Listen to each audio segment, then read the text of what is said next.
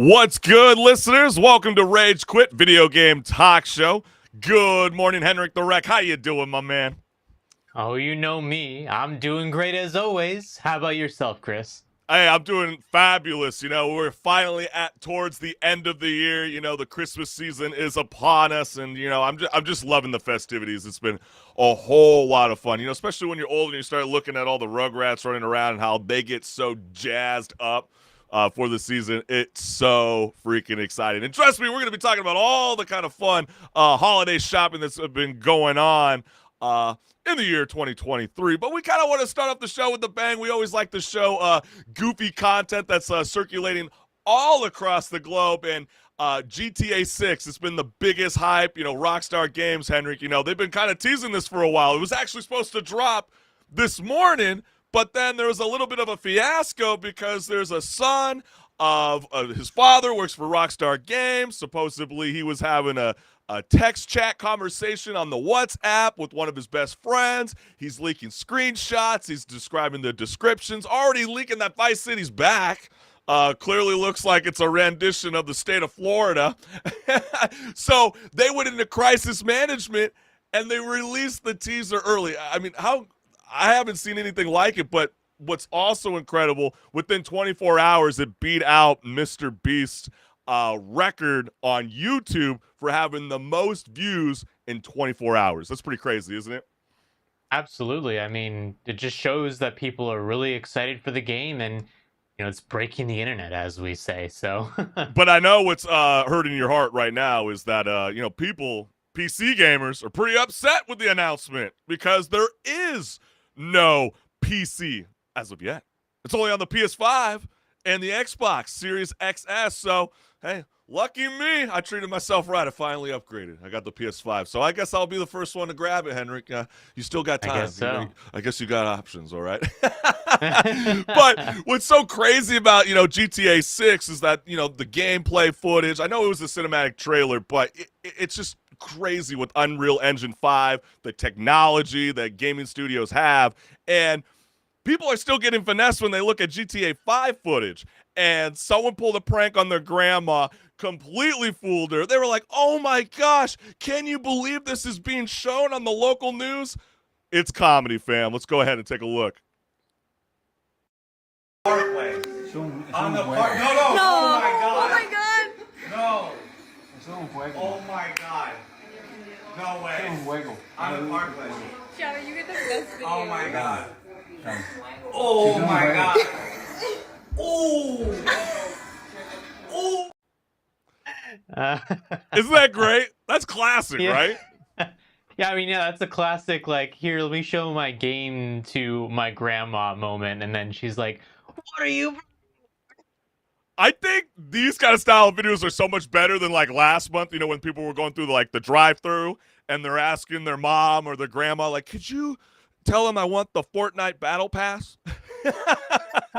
This is so much better. Our generation of grandmas and grandpas are going to be totally insane compared to our loved ones. Like, that person clearly got fooled. But the first comment that we got here is, these seniors watch the news and believe every single thing they see and hear. Then they vote. Ooh. Grandma going to come back and haunt all of y'all for this. I'm not too sure what that means, but over 209,000 likes were on that. What is this, Ghostbusters? What the hell's going on? Go away, Grandma. And the dude next to her with his hand on his head, selling it hard. Yeah, that was pretty awesome. Like, He was I in love those character. kind of reactions. Now we need a follow-up video, and we need Grandma playing GTA 5. Could you do that for us? You know what? There is a grandma who does play GTA, I believe. Like some Does she streamer, now? I believe there is one. Okay, that's what's up. And, we do got a comment here. Eric626, he's going, amazing, isn't it? That's pretty awesome. You got to really love seeing iconic videos like that, my man. And, what's really cool is that, when I was in high school, like over a decade ago, video games correlating as a sport, that just wasn't a thing.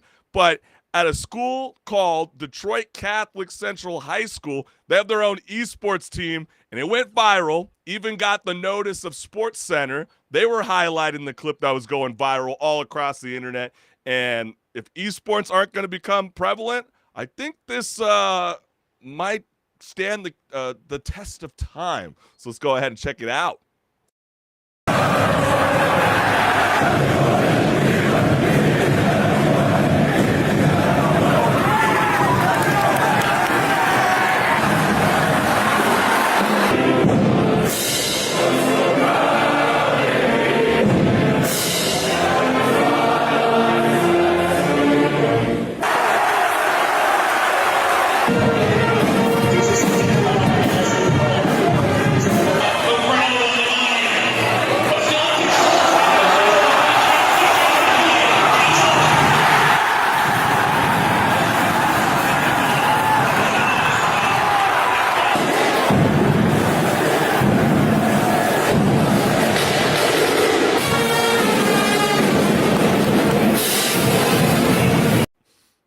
You can't watch that and not be excited for the people on the team. They probably are so hyped that there's so many people supporting them.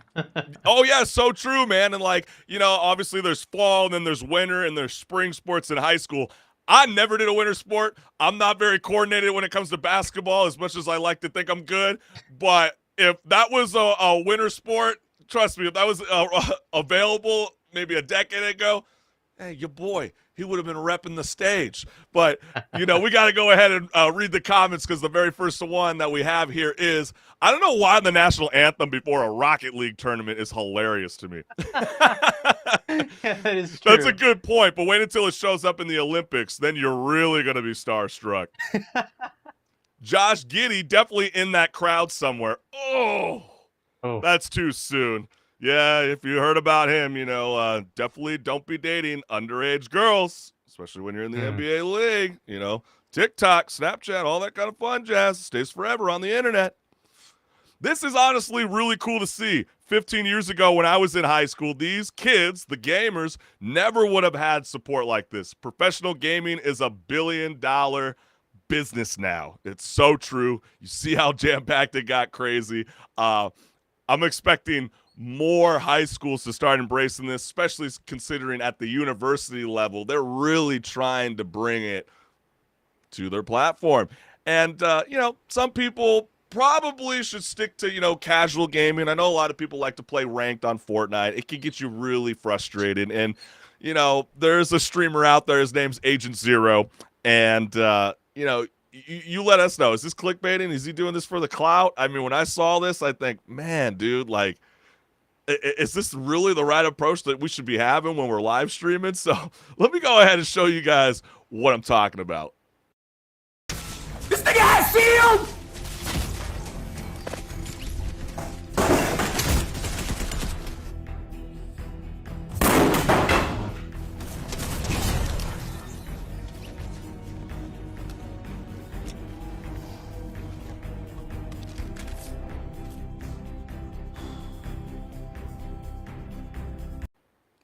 He had it on deck. He was ready. He was right next to the... Well, I mean, come on. You were on 69% on Diamond. I mean, that's not... I mean, that's pretty difficult. Why do you have a sledgehammer right next to your computer? Like, yeah, that's a bit strange. Staged. You know, yeah, especially considering, you know, some of the guidelines about, like, certain things you can and can't do. And then, you know, you see this clip clearly go viral. Is that something, Twitch, that you want to be a part of your community? I guess not. Damn, like that? Yeah, it really was like that, Eric. It was pretty crazy. And the first comment that we got here was, all of that over a game full of 12-year-olds? Yeah, that's true. That's a good point. Totally reasonable reaction to dying.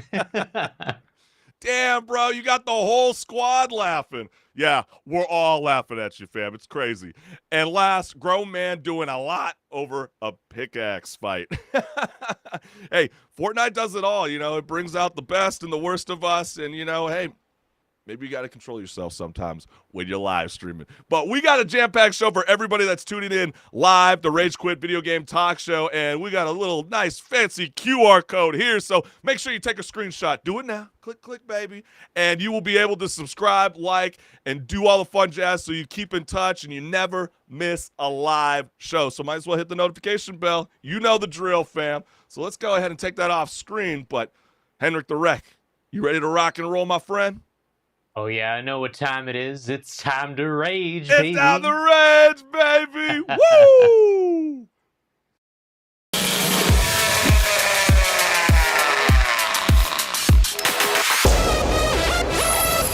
Hey everyone, this is Pause or Repeat. Here we figure out whether a game is really worth your time and money. Today's game is Dave the Diver. Dave the Diver is a relaxing roguelike that is easy enough to dive in or out of. A great choice for handheld gaming on something like a Steam Deck. It's also been getting a lot of praise this year, but let's take a look at the gameplay to see if it's worthy of said praise. The gameplay of Dave the Diver is split into two parts, the diving during the day and managing the sushi restaurant by night. In this sense, the game is more like two games fused into one. The diving is the real roguelite gameplay, where you are tasked with diving into the blue hole and catching fish to be used in the restaurant. The ecology of the blue hole changes constantly, but this is really just the in-game reason why it's randomized for a real roguelite experience. After catching fish, you head to the sushi restaurant to get them prepared into dishes. You are then tasked with determining the dishes on offer and delivering orders to the patrons. Alongside all this, you are tasked with completing some missions for characters, and this helps flesh out the story. So let's dive right into the story. The story opens up with Dave getting a call from Cobra, who convinces Dave to come out to the blue hole. He's convinced from the promise of sushi, and then given the job of diving to catch fish for Cobra's restaurant, Bancho Sushi. From there, Dave is introduced to the head chef, Bancho, and over time, the other characters. But now the question still stands. Pause or repeat? What a relaxing game this game is. Like I said in the video, it's a great choice for a handheld system. It is on the Switch, but personally, I actually played a lot of it on my Steam Deck. And I think that it really shines in a environment like that, where it's a game that you can really just, hop in, play a level or two, and then hop out, and that's about it. And you have a good amount of progress in that time as well. It's not like you hop in for like 15 minutes and you feel like, oh man, I didn't even get any missions done. No, you get stuff done, like you don't have to necessarily sit down for like 2 hours just to get any bit of progress. This is a game that actually does go pretty quickly in that sense, but at the same time has a good amount of replayability, and that was my experience with it. And I think that it really did a good job of selling that casual experience, because that's really what this is. It's kind of like a casual experience. Yeah, I mean, it's got multiple tentacles, right? You got restaurant management, you're going to be cooking in mini games, you got fish breeding, you can do photography if you're into that, or even fish racing. And like you mentioned, there's a lot of like little anecdotes that really keep you playing hours on end. You're going to constantly want to keep filling out that fish index. I mean, it's like the closest thing to like Pokemon all over again. You know how you're trying to catch them all, baby? This kind of gives you that kind of same environment. You can go to the casino, you can sneak into secret bases. And, I think the really cool part also is, the boss battles. I mean, think about some of these giant set-piece encounters that you're going to be in a 2D adventure. That's pretty rare. And Dave the Diver definitely offers that to the gamers. Definitely. And, this is a good game if you're really invested in games that have really competitive scenes and you play ranked a lot. This might be a game that you just jump into and just relax for a bit, because sometimes you need that. Sometimes you don't want to be the guy taking a sledgehammer to his monitor. You want to be the guy. Yeah, you don't want to be like Agent Zero, Double Zero. Exactly. You want to be the guy who just, takes it on the chin and says, you know what, I'm going to go play this instead. But you also are bringing up a good point, because sometimes, you start to use some of the ranged weapons in the game. And you have to remember, it's not 3D, it's 2D, right? So sometimes you use like a harpoon gun, for example. It can get kind of awkward because you're kind of going up like a 90-degree arc. So sometimes that's a little difficult and might make you want to smash a monitor or your Steam Deck. But it doesn't take away the excitement in the game. I think in the beginning it's a little, rough in the first hour, but as you start to move, you start to get some of the special elements. I really like the idea that you can go underwater for about like 90 seconds, and you're really, it feels like it's unfair from the start. But you have to understand, as you start to do your deep sea diving, you're going to be able to pick up consumable items, and that's what's going to make the adventure stand out. But you were bringing up something that was very fascinating, because this is something that's been kind of ruffling feathers, because on Thursday we got the Game Awards coming up, and they got nominated for Best Indie Game. And Jeff Knightley, he got a lot of trash because, he had a little Twitch Q&A. And one of the questions was, how could this be labeled an indie game if it was having the backing financially from a major studio company? So how do you feel about all that? I mean, I feel like we're always changing the definition for indie.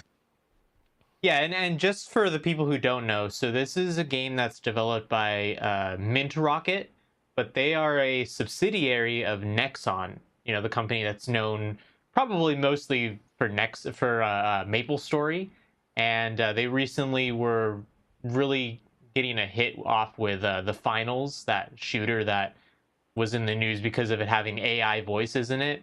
But so when you have a company that big backing you, the whole debate is that really an indie game at that point? Because this is not a game that was made by 3 people in their garage. This is a game made by a big studio, really the biggest video game studio in Korea, actually. So they have a lot of influence in that sense, Yeah, but and don't they you have a think lot it's of money kinda to give to the development. But don't you feel like when you're heading into the 10th annual Game Awards and you have a real clear, simple question that's like, well, what do you guys determine as an indie game? And he goes, look, it's a great question. Like, they don't even have a prepared response for that. And I have the quote literally in front of me, so I got to read it off because I love it. It's going, independent can mean different things to different people, and it's sort of a broad term, right? I mean, you could argue, does independent mean the budget of the game? Does independent mean where the source of financing was? Is it based on the team size? Is it the kind of independent spirit of a game, meaning kind of a smaller game that's different? And he also went on to say, he mentioned 2 games that people consider indies right now, and that's Larian Studios, Baldur's Gate 3, and Death Stranding. And that's I guess a fair assessment, but like in the film space, we always kind of go by a certain budget, right? So how do you evaluate this? I mean, are we just assuming because it's 2D it's automatically labeled indie? It kind of feels like it almost like a Doesn't lot it? of people look at this and they're like, oh, this must be an indie game because the aesthetic of it is of an indie game. Yeah, they didn't go to the level of Super Mario Bros. Wonder. They didn't give us a 3D element. So, sorry, guys, you could have probably been there, but because you decided to go the 2D route, we're going to knock you down. Yeah, but I mean, I guess this is a moment in the industry's history where they're really going to take a step back maybe and kind of determine what does make an indie game an indie game. Is it the budget, or is it something else? Is it the amount of team members? And it's a good question because I don't think anyone really has a concrete answer on that yet, because I don't think you can necessarily compare it to the same way that an indie game or an indie movie is determined, because they're different industries completely.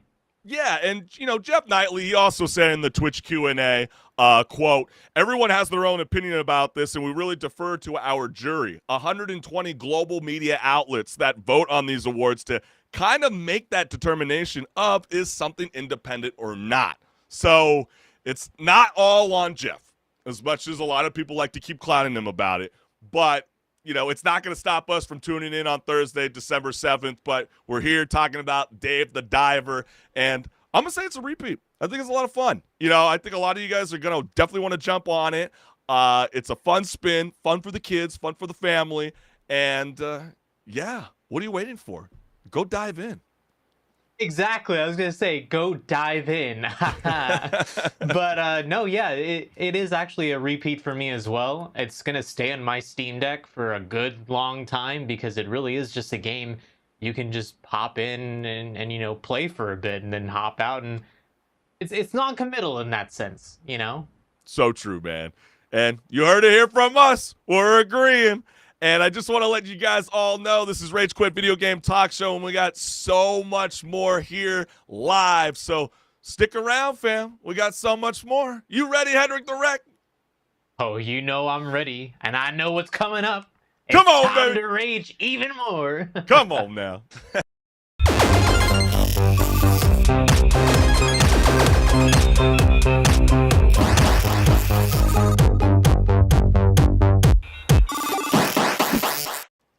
What's good, listeners? Welcome to Patch Notes, where my co-host HenricK the Wreck and I discuss gaming news, industry talk, and so much more. Let's get it. The 10th Annual Game Awards takes place in Los Angeles on Thursday, December 7th, celebrating the best interactive entertainment released in 2023.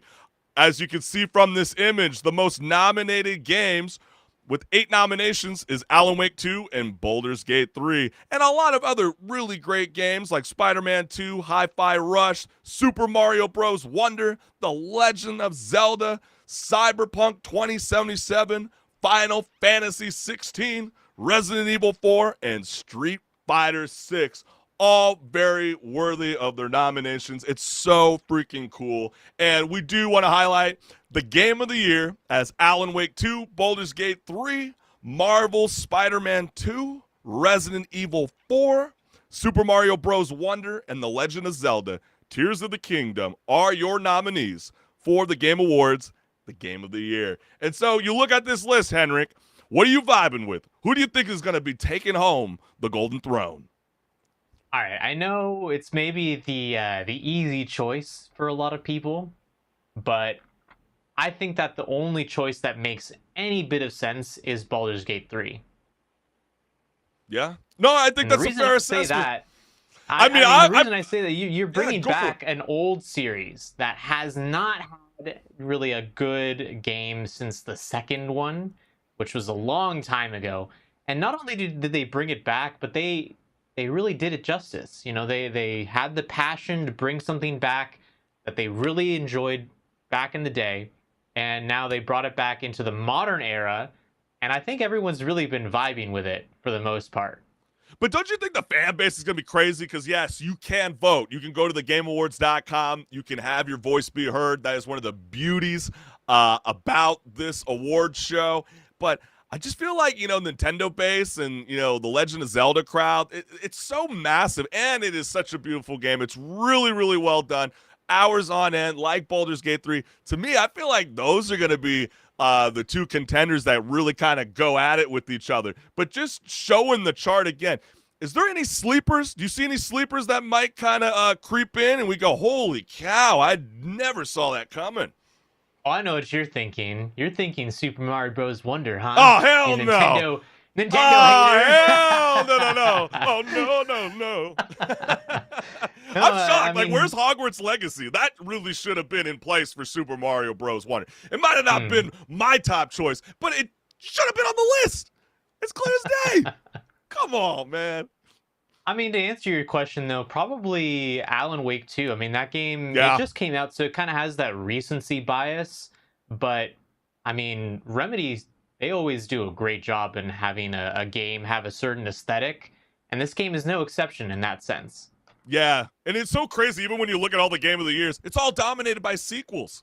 I mean, that's pretty wild. Not like an original IP made it to the list, but rightfully so. All these games are legendary. Even maybe Spider-Man 2 might creep in. I've been playing it. It's a lot of fun, but it's a burner. You burn through the game really, really fast, and so I just don't think it's gonna hold up. Me personally, still think the first one is the best one right now. So with that kind of inclination, I don't know whether gamers feel the same way. That might kind of harper on the whole idea that it's gonna win the top nod. But hey, we'll see what's good. But we also wanted to mention the best Narrative Award, because there's a lot of great choices here, and Best Narrative Award recognizes the overall excellence of writing in a game, including story, plot, construction, dialogue, and branching narrative. So you see Alan Wake 2, Baldur's Gate 3, Cyberpunk 2077, Phantom Liberty, Final Fantasy 16, and Marvel's Spider-Man 2. So I'll let you take the charge, HenricK. When you look at this, what are you vibing with? Who do you really think deserves it?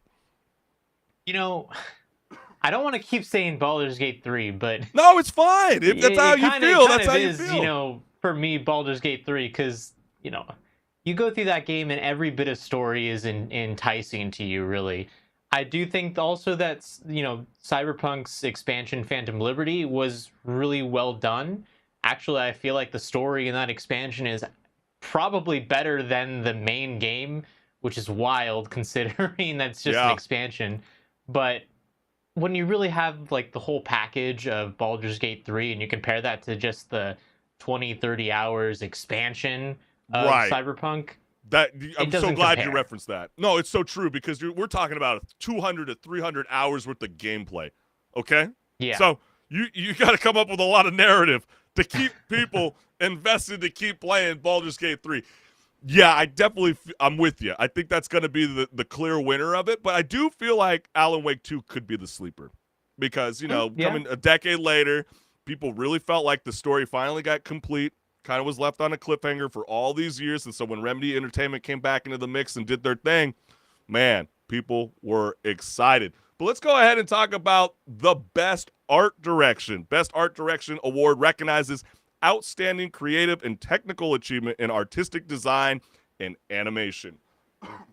So Alan Wake 2, Hi-Fi Rush, Lies of P, Super Mario Bros. Wonder, and The Legend of Zelda, Tears of the Kingdom are here. I'm shocked. Where's Starfield? Nah, I'm just playing. But it's in another category. It actually did make it to the nominations in some category. Oh, yeah, right, the RPG. Yeah. But I know there was a lot of backlash towards Lies of P. There was a Reddit thread that was going around going, man, I could name a whole ton of other games that did way more justice for Lies of P. And if you guys have seen the pause and repeat where we discussed The Legend of Zelda Tears of the Kingdom, I was clowning the art direction. You were, yeah. For Zelda. Yeah, that is a good point. And now look what happened. It's I know, in and the look at nominations. us. Right? I mean, if there's anybody on this list that I'm really vibing with, it's definitely Hi-Fi Rush. Hi-Fi Rush, I think, has got to be the clear, decisive win for it. But then again, we need to hear from HenricK the Wreck. What you vibing with? You know what? I can definitely agree with the Hi-Fi Rush statement on that, because, you know, when we did that game way at the very beginning of us doing Rage Quit, doing that as a pause or repeat, I was like, man, this game came out of nowhere and it's great. It looks great and it plays great. And I'm actually really excited for them that they got nominated in not just this category, but a couple of other categories, because you can really tell that they really did try to make a good package. Yeah. And it's a game that I recommend to people all the time.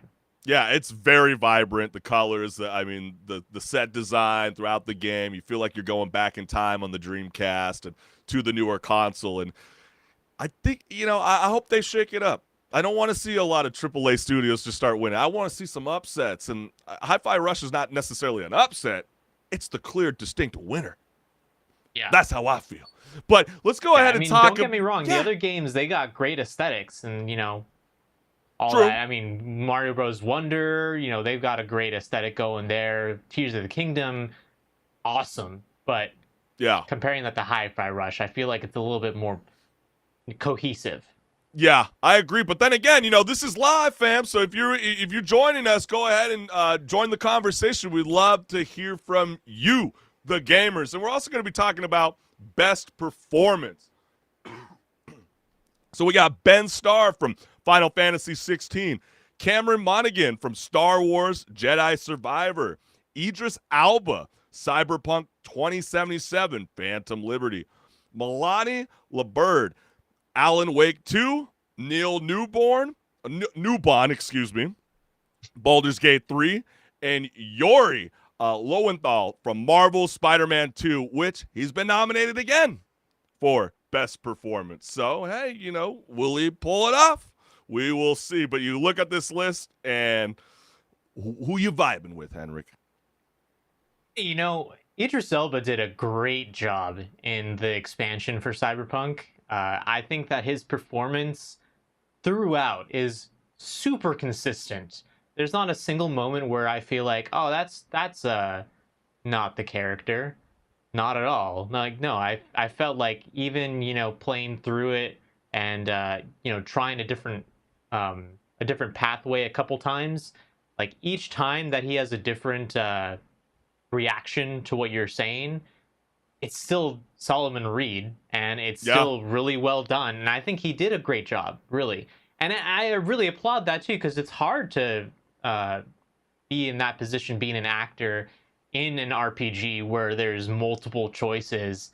And yeah, he's my pick. Well, basically. especially when the timeline just constantly, the roots start, spreading out from the main line, and then it goes down. And even Idris Elba, we talked about it in the past. He goes, well, I don't know if I'm going to be able to work on a video game again. This was too much. Like, you got to change all kinds of sorts of emotions when it comes to that kind of style of game because, the players get to dictate how the story is played out. So he's like, I was just rolling with the flow with the game director. I had no idea what the hell was going on half the time. But it is cool to see these A-list actors trying to finally embrace the video game industry. And yeah, I'm with you. I really do believe Idris Elba will be the winner. And then he'll probably walk away from video games and go, I'll let the next person step in, which is probably the right thing. Let the young lads get into the mix. But the last one we're going to also discuss here is best adaptions. Going into 2024, there's a lot of hype, with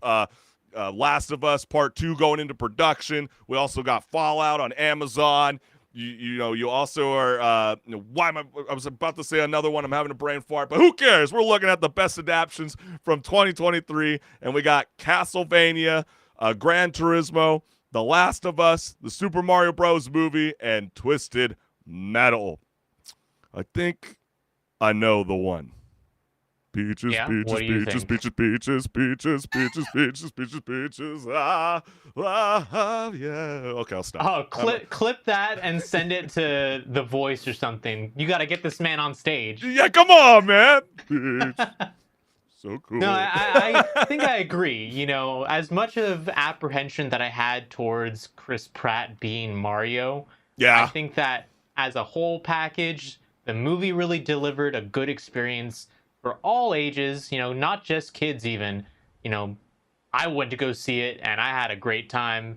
Maybe I'm a kid on the inside. Maybe that's just me. But I saw plenty of parents have a good time watching that too, taking their kids to go see it. And I think it's probably going to be between that movie or The Last of Us. True. But I think when you compare the two, I want to say that more people probably vibed with the Mario movie. You think so? Because I know a lot of people were jazzed with The Last of Us. And that's why I'm just kind of like, it was cool. It was fun. I was glad that people that are non-gamers got to experience the story that we all loved as gamers playing The Last of Us. But, just the casting choices kind of killed me. My manager was watching the show as it was airing. And I was like, oh, wow, that's interesting. Like, you don't play any games and you're watching this. Because he understands the hype. I mean, The Last of Us has been, being captivated and taken over for the last decade. And now everybody finally gets to have a new zombie show beyond The Walking Dead. And then you get this, and then, out of like 10 episodes, there's probably like 2 episodes with action. And a lot of walking soap opera. So, but then again, like, people were vibing with it. And so, hey, you guys, you get to vote. That's the really, really cool part. You can go to thegameawards.com. They want to hear from you, the fans, the gamers. And so go there. You still have time. The live show will be premiering on December 7th. So don't miss out. I'll be tuning in. But, hey, let's move on to the next topic of conversation. HenricK, what's going on, fam? Well, all I want for Christmas is more video games. Yeah, me too. That's my opinion. But, the Entertainment Software Association has unveiled eye-opening statistics from a recent survey indicating a strong preference among American children for video game related gifts this holiday season. And we do have a little chart. They made a little graphic, and the ESA reveals that 72% of kids are likely to request video game gifts, surpassing other choices like money or gift cards at 70%, clothes and accessories at 66%, and electronics or tech items like an iPad at 62%. While 59% of girls express interest in video game gifts, this number is contrasted by 86% in boys. So that is the typical, boys being more interested in video games. But it's awesome to see at the same time that it's not just boys. Like it's all kids are interested in video games, really. And yeah, I mean, I think that's kind of where the trend is going with the industry, is just, video games are prevalent and kids see people play it and they want to play it too. Yeah. But what are you looking forward to from Santa Claus, Chris? I know. I have to just reference the fact that it said 72% of kids are likely to request a video game gift, and then it said 70% with money and gift cards. I don't know about you. I always think money and gift cards is the lamest thing to do during the holidays. Please don't be that person. Try to put some thought into your gift, because when people are spending money on you, I don't know. It's like really, I put some effort to try to find something that you might be jiving with, and then you send me money and a gift card to just be like, thanks for buying the gift for me, here's your money back. No, it's about the gift that keeps on giving. But I spoiled myself already. Okay, so yes, Santa Claus came early this year. He didn't get stuffed in the chimney. He actually made his way through early for Cyber Monday. And I went with the PS5 bundle. I had to definitely embrace it. It was time. My PS4 was starting to sound like a jet engine. And, seeing that, GTA 6 is not coming to PC. Sorry, HenricK. It's time to upgrade your console. So, yeah, that is like the most sought-out thing that I was looking for. But what was crazy inside the ESA survey? They also reference, HenricK, that the most sought-after items include game subscriptions at 39%. Game consoles was actually down by 1% to 38%. And then game gear / accessories was at 32%, while physical video games was the lowest at 22%, with kids actually wanting in-game currency at 29%. So that's a totally weird, I don't know. It was kind of hard for me to embrace that. Do kids really want the Robux and the the V-Bucks on on Epic Game Store? I don't know. I would think that they would want a new IP, but maybe at the same time with these freemiums like Fortnite and PUBG and Call of Duty Warzone, maybe kids just don't branch out to multiple different games. Well, it's the whole thing too, when you're a kid, you don't have any income aside from whatever your parents give you, if they give you an allowance even. So, really your parents are the ones dictating where you're getting money. And if you're not getting any money aside from asking them, hey, could you give me like $20 for something for a game? Games don't cost $20. That's the thing there. Yeah, there you go. And, hey, you ever heard about touching grass? Go to the cul-de-sac and start mowing all the front yards. I don't know what to tell you. Exactly. Go get your V-Bucks the days of doing that, right? But I see you doing the lawnmower simulator. Put it into real life. Put it into action. You're learning. Yeah, but right. When you're looking for your best bang for your buck, the free games, you don't have to even pay to play them. You can just hop right in, play the game, and maybe if your parents give you an allowance, then maybe you can buy some cosmetics. I get where you're going with this. That's it. That's what I think is why all these it gets subscriptions tiresome and all that end up being a great hit with people right now, because why would you want to pay for a game when you can just play a free game? Yeah. No, I'm not the kind of person that goes to spend money on, cosmetic items and stuff like that. But hey, it embraces 12-year-olds and it even embraces the adults. I even had my cousins over, for Thanksgiving, and, they were talking about how they were just so jazzed to buy every single Fortnite character. And I'm like, how old are we? We're doing that. Okay. You know, you can't hold it. And what happens if Fortnite just completely dies in 10 years? But hey, we'll have to see what's good. Yeah, but moving on, we do have a topic in somewhat bit of relevance in relation to this last one. Yeah. And why don't you start us off, Chris, on what that one's all about? Yeah, man.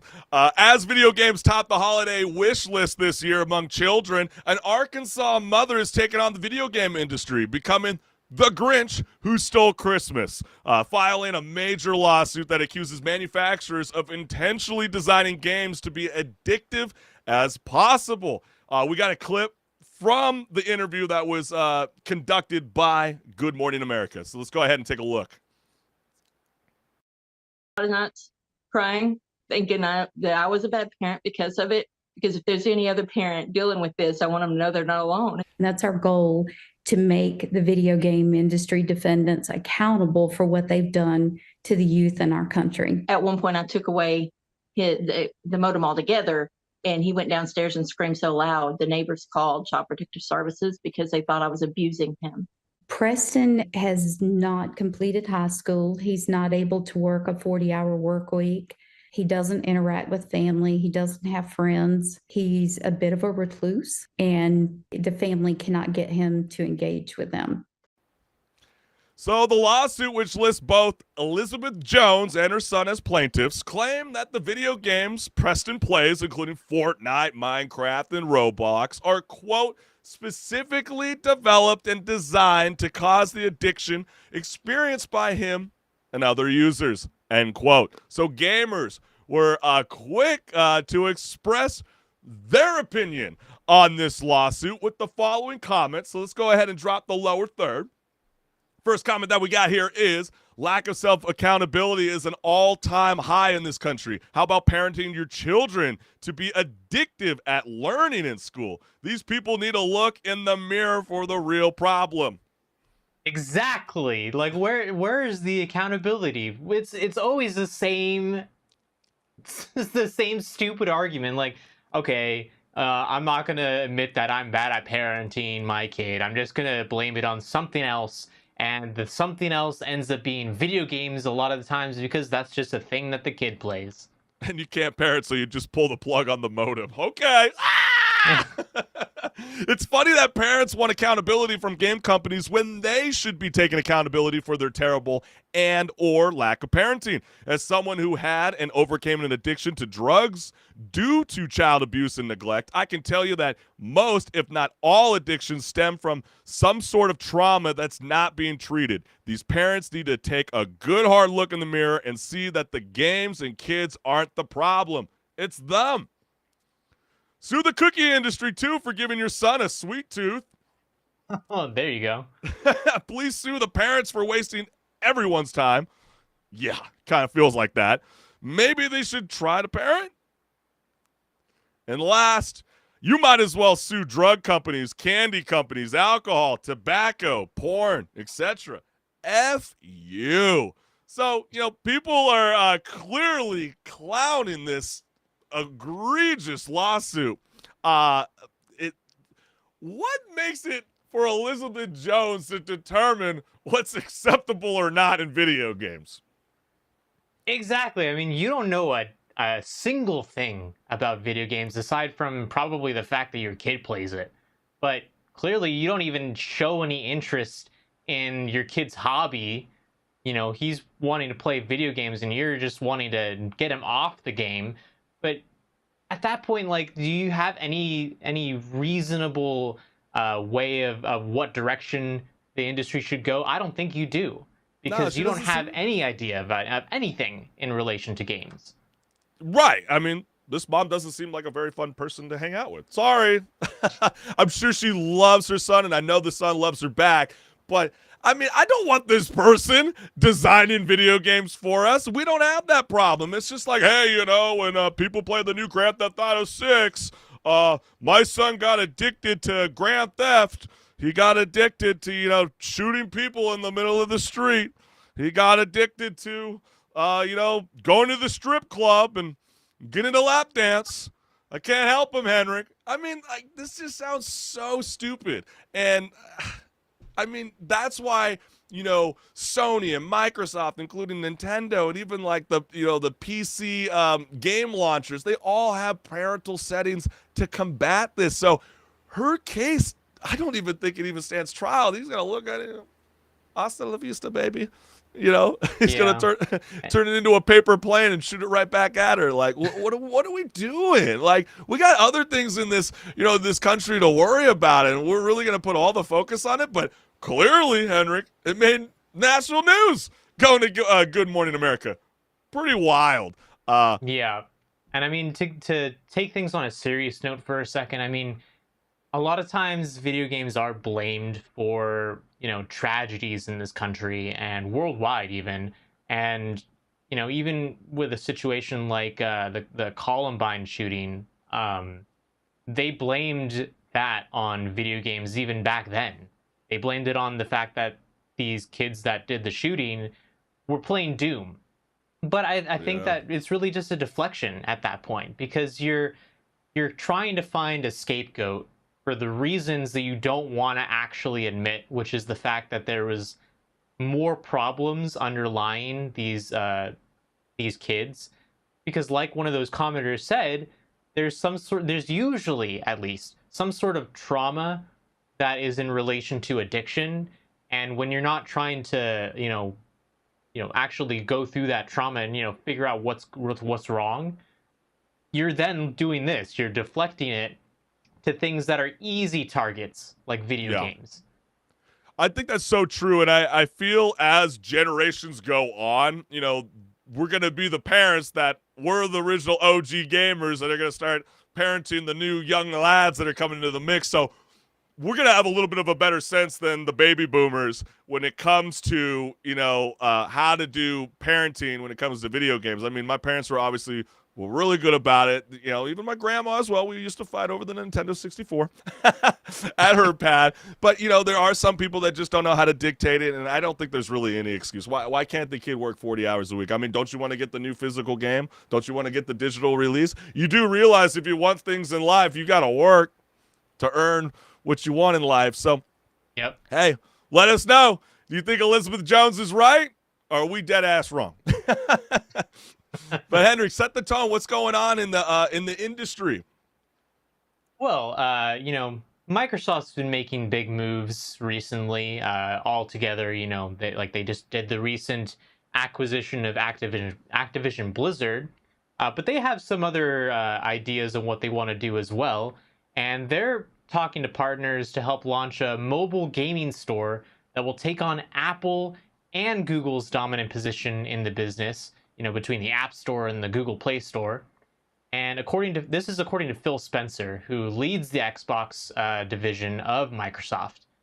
And this move enters a challenging regulatory climate around smartphone-based digital marketplaces, because, we've got lawsuits going on for this sort of thing already. Yeah. And Xbox's cloud gaming technology already lets users stream blockbuster games to mobile phones, but Epic Games just lost this battle with Apple, but in September, they asked the Supreme Court to finally say, hey, I want you to weigh in on this situation. What is your final opinion in the court system?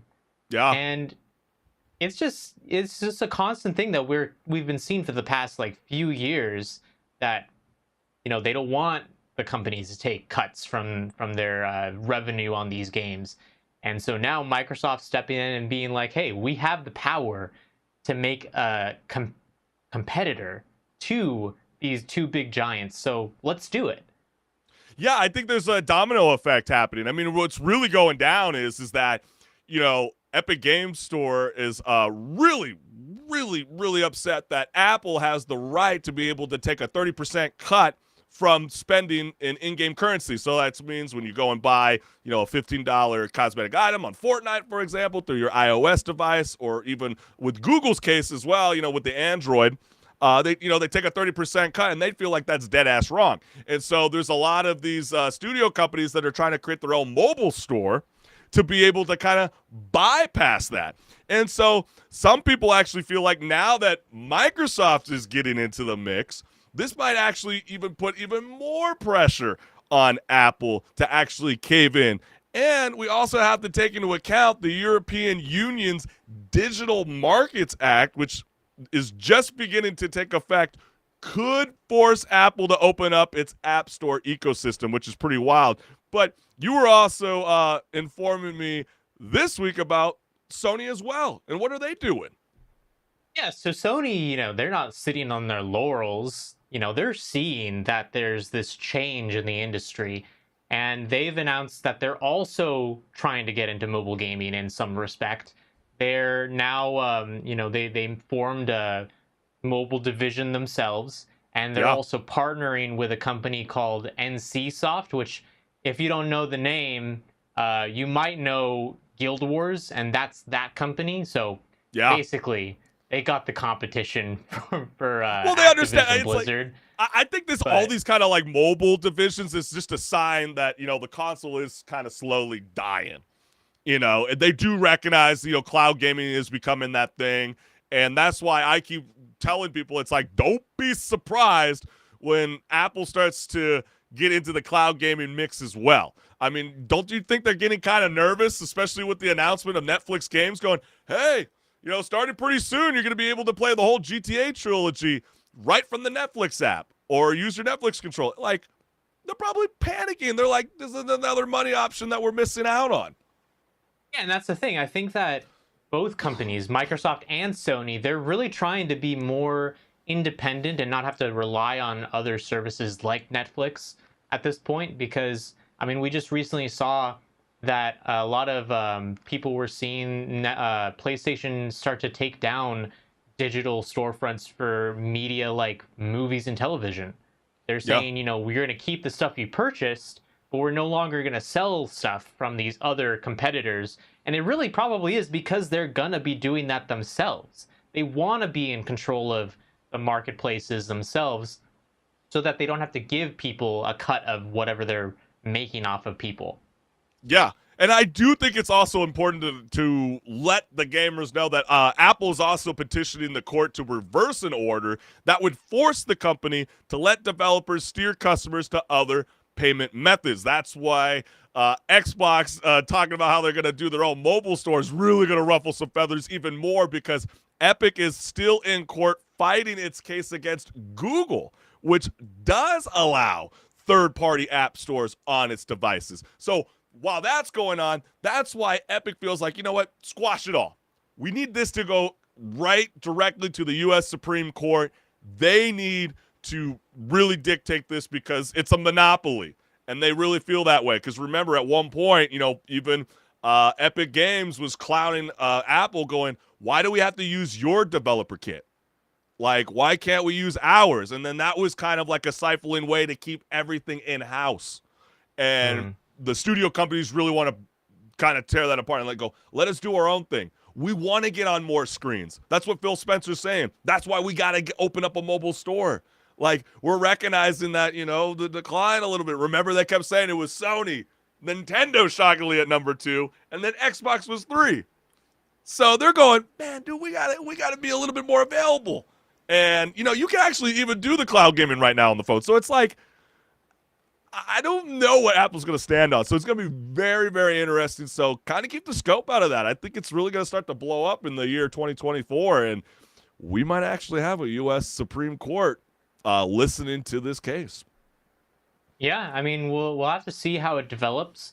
But it really is going to be in the next 1 or 2 years that we're going to start to see big changes on marketplaces between, Google's side and Apple's side, Microsoft, Sony. All these big competitors are going to start to rise up and really try to, grab dominance in the marketplace space. So we'll have to see what happens there. Hey, but well, think about it. Well, I was going to say on the last final thought, one last final thought that I would say. Oh, well, are you sticking to the same conversations? I was just. No, I was going to transition. Okay. Yeah, the last thing I really wanted to say is it's like gamers have to recognize that, video games dominates the music, television, film, and theater scene combined. So Yep. there is definitely a march to dominate in that industry. And I'll leave it from there. But yeah, let's go ahead and start moving on to the next topic of conversation because, Fortnite's The Big Bang event has officially arrived, and it served as not only an epic dimension hopping adventure that featured a performance by Eminem, but it introduced new Lego, Rocket League-like racing, and Guitar Hero / Rock Band-like music games headed to Fortnite. Lego Fortnite is the ultimate survival crafting Lego adventure. It introduces vast open worlds where the magic of Lego building and Fortnite collide. Let's go ahead and take a look.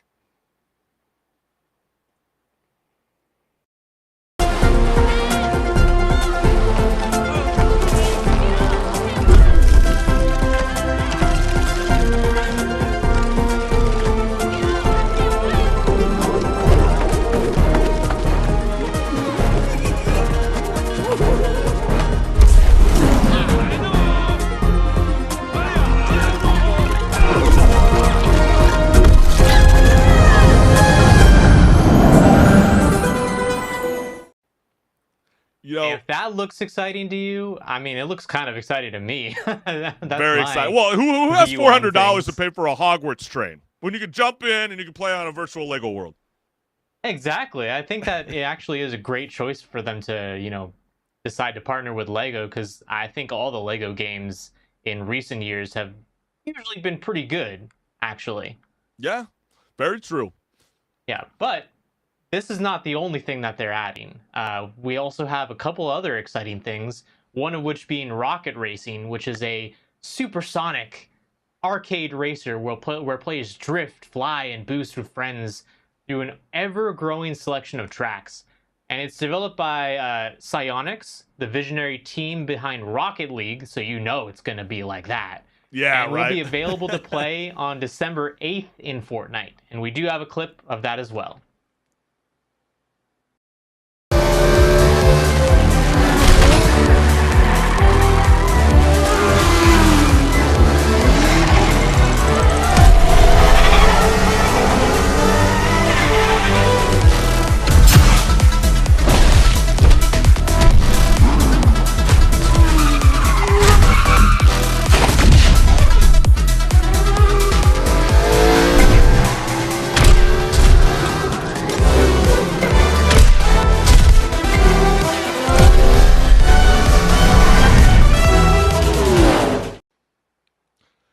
That kind of reminded me of like a cartoon version of the PS3 Burnout series. Yeah. It's kind of the vibes I was what? getting. I'm a sucker for a good racing game. I haven't really played much of the more modern racing games like Forza and Gran Turismo, but I did really like Burnout growing up. And sounds like HenricK's going back to the Fortnite world. Hey, maybe. We'll see how things go. I mean, it's been a long time since I've jumped back into Fortnite, so this might be a reason to do so. Well, December 8th, you can definitely jump in. You can be one of the cool kids, right? But there's also another new game. It's called Fortnite Festival. It is a new music game where players can play in a band with friends or perform solo on stage with hit music by their favorite artists. Built by HenricK, the studio behind the iconic music game Rock Band, marks the beginning of music gaming in Fortnite. Let's take a look.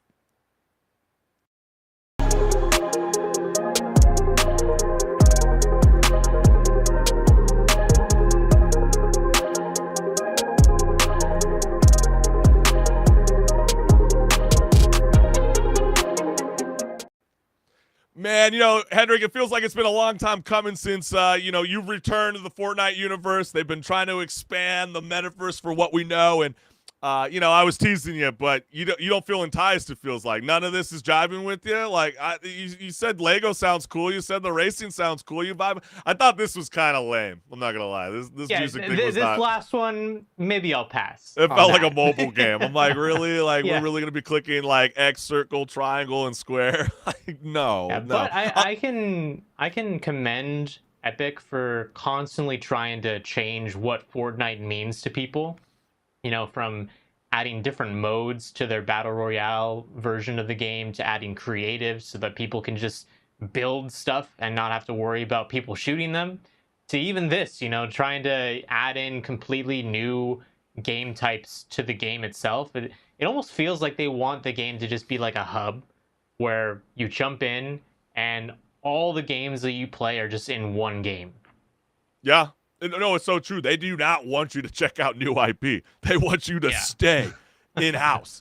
And let's go ahead and read the comments, because the very first one here is, if this is what family-friendly Fortnite looks like, sign me up. This is insane. Courage, you're always clout chasing, though. The next comment that we got here is, if it wants to decide to switch. Or not. What the heck's going on? Let's take it off screen. Let's try this again. There we go. This is a massive W. That's I don't know why that photo choice was the one. That's pretty funny. Fortnite when it comes to collaborations. I love that meme with Wilt Chamberlain. It's true. People are really praising the new move with Fortnite. Fortnite has gone from an innovative game to a gigantic metaverse. I'm just shocked, and I can't imagine what the game has become since I started in 2017. And last, Lego Fortnite has more content than the next 6 Minecraft updates. So, yeah, I mean, I bet, Roblox and Minecraft, they're seeing this. They're probably really, really upset. And the more and more I kept thinking about it, I really feel like the collaboration with Lego is massive, massive, massive, massive, because I was trying to take a really deep, consideration into thinking about this, and it just feels like Epic Games is that much closer to getting inside the theme parks. Lego has always been trying to compete with like Knott's and, Six Flags and Disney and et cetera. And like, oh my gosh, the little kids, including adults, freaking love Fortnite. So with Lego and Fortnite smashing together, doing their own attraction, that'd be really interesting, because Legoland is kind of just like an experience more geared towards kids. But maybe if they expanded it a little bit and made a Fortnite section in Legoland, then maybe it would actually not only entice more kids, but maybe some of the more teenagers and adults as well to go check it out.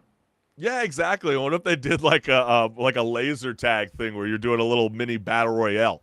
Or what do they call it? Like the box wars or whatever. And, it's like 10 versus 10 or whatever. And you get to run around in this Fortnite experience. And you're like, wow, I'm actually in the game. You can send me the check later on, Epic and Lego, because I got to get some credit, okay? But I just think that's pretty massive, and it's one step closer. We did hear reports earlier in the year that there was people in the Disney world that were like, guys, what are we doing? We got to embrace video games. You need to purchase Electronic Arts so we can develop and really hone the Star Wars experience, because that's kind of been the thing. People claim that they butchered Battlefront, for example, and they recognize the potential that can bring to Disney with the kind of revenue that can potentially expand towards their cinematic universe. So very cool, very enticing. I'll definitely be checking out Lego Fortnite today. It's out now, but for Rocket Racing, that's December 8th, and for Fortnite Festival, that is December 9th. So, hey, let us know, gamers. Are you vibing with Fortnite's new metaverse? Comment. Let's hear from you, fam.